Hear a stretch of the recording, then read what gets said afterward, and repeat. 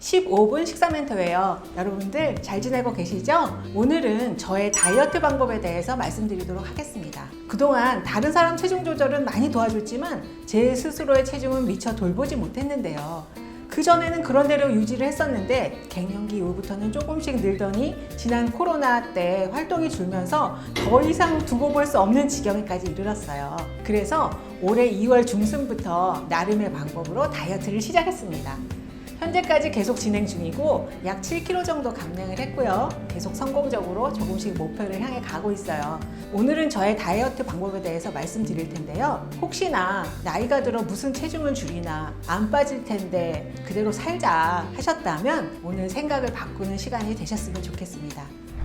먼저 50대 이후의 건강 특징부터 살펴볼게요. 50에서 64세를 신중년이라고 하는데요. 이 시기에는 신체적, 정서적으로 큰 변화를 겪게 되거든요. 특히 고혈압, 비만, 고콜레스테롤 혈증, 당뇨병 등 만성질환 유병률이 높아지게 되죠. 이런 질환들은 특히 비만과 연관이 높은데요. 그래서 50대 이후부터는 특히나 절대 살찌면 불리해지는 것 같아요. 게다가 열량 나트륨은 과잉되기 쉬운 반면에 칼슘, 비타민 D, 철분, 비타민 A, 리보플라빈 같은 것들은 부족되기 쉬운 시기이기도 해요. 정상 체중으로 관리하면서도 평생 지킬 수 있는 건강 식단을 시작해야겠다고 마음먹었습니다. 제가 4개월 정도 먹었던 식단 이미지를 몇 가지 보여드릴게요.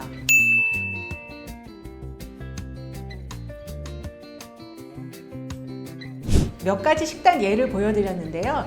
제가 지키고자 했던 원칙 몇 가지가 있어요. 첫 번째가 샐러드예요. 저는 식단 조절을 시작할 때 다른 건 몰라도 이거 하나만큼은 꼭 지키자 했던 부분이 바로 식전에 샐러드를 먼저 먹고 식사를 하자라는 거였어요. 그때그때마다 다르게 한 10가지 정도 재료를 넣는데요. 무지개 빛깔로 준비하려고 노력을 해요. 빨주노초 파남보, 컬러마다 가지고 있는 항산화 영양소가 다르기 때문에 가능한 한 알록달록하게 구성하려고 노력하고 있습니다. 예를 들면 잎채소와 브로콜리, 파프리카, 토마토, 키위 같은 것들을 넣고요. 아몬드나 호두 같은 견과류도 꼭 넣고 있어요. 마지막에 올리브유와 발산 비네가를 넣습니다. 이렇게 한 접시 만들어서 제일 먼저 먹어요. 이때 녹차나 호지차, 허브티 같은 것도 한 컵 만들어서 같이 마시고요. 두 번째는 단백질인데요. 다양한 원료를 샐러드로 만들어서 한 접시 먹고 난 후에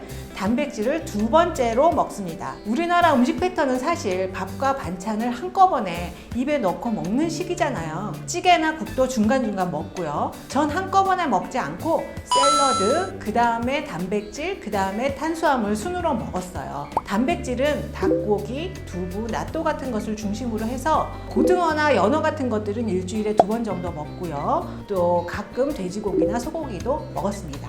양은 일반 작은 접시에 담았을 때 적당히 담을 수 있을 정도로 먹었고요. 가급적 간은 하지 않았어요. 후추나 허브 같은 것만 살짝 넣는 정도로만 했습니다. 사실 식품 자체에도 나트륨이 약간 들어있기 때문에 간을 전혀 하지 않아도 나름의 맛을 즐길 수 있게 되더라고요. 자, 세 번째는 탄수화물인데요. 이렇게 샐러드 한 접시 그리고 단백질을 먹으면 사실 뭔가가 크게 더 먹고 싶지 않게 되더라고요. 하지만 탄수화물을 너무 안 먹어도 체단백이 손실될 수 있고 건강에도 좋지 않기 때문에 최소한 하루 100g 이상은 탄수화물을 먹는 게 좋거든요. 그래서 저는 마지막으로 건강빵이나 혹은 잡곡밥을 먹었어요. 건강빵은 흉내만 낸 것이 아니라 최대한 여러 가지 곡물을 섞어서 만든 것으로 고릅니다. 요새는 이태원에 있는 패션5라는 베이커리에서 만든 건강빵을 애용하고 있어요. 버터나 치즈를 약간 곁들이기도 하고요. 또 밥을 먹을 경우에는 가능한 한 다양한 잡곡으로 밥을 지어요. 예를 들면 현미,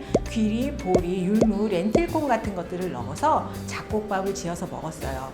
오래 씹어야 하기 때문에 자연스럽게 양 조절이 되거든요. 밥을 먹을 경우에는 나물류나 카레같이 반찬이 될 만한 것들을 같이 곁들였는데 가능한 한 양념은 적게 사용하거나 사용하지 않았어요.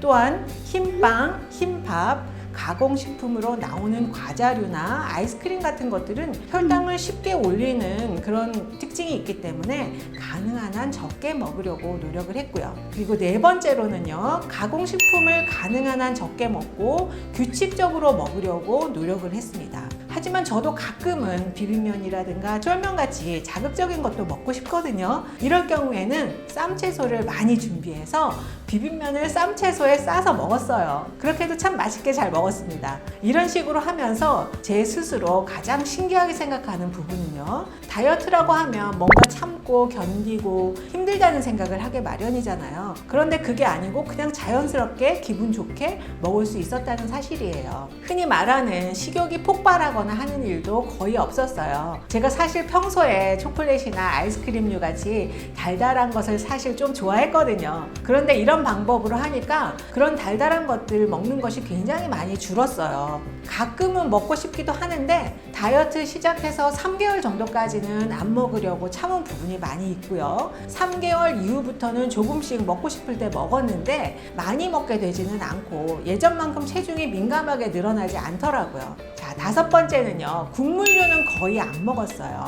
아무래도 나트륨 섭취량이 많아지기도 하고 식사 패턴이 이런 식으로 하니까 국물 음식이나 김치, 젓갈 같은 것들은 자연스럽게 어울리지가 않더라고요. 가끔은 와인도 곁들이고 뭔가 먹고 싶은 게 있으면 그냥 먹었어요. 하지만 양을 많이 먹지는 않았고 다음날 꼭 7,000보 이상 걷고 식단 조절도 다시 원래대로 하면 살짝 늘어났던 체중이 다시 돌아오더라고요. 그리고 건강기능식품도 같이 활용을 했는데요.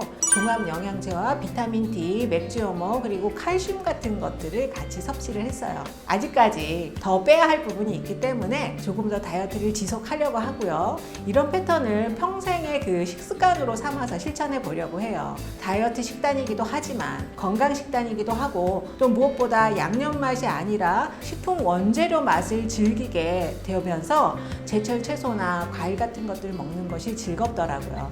눈으로 컬러를 보는 것도 힐링도 되고요. 걸음도 훨씬 가벼워지는 걸 느끼겠고 나를 아껴주는 것 같아서 기분이 굉장히 좋아요. 다이어트 방법은 여러 가지가 있고 개인의 선택이 중요하지만 저는 이 방법이 잘 맞았어요.